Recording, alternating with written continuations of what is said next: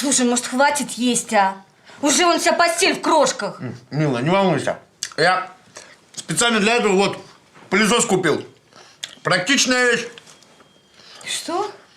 Слушай, ты вечно наши деньги абы куда тратишь, а? Нет, чтобы что-нибудь полезное купить, нужное для дома. Ты...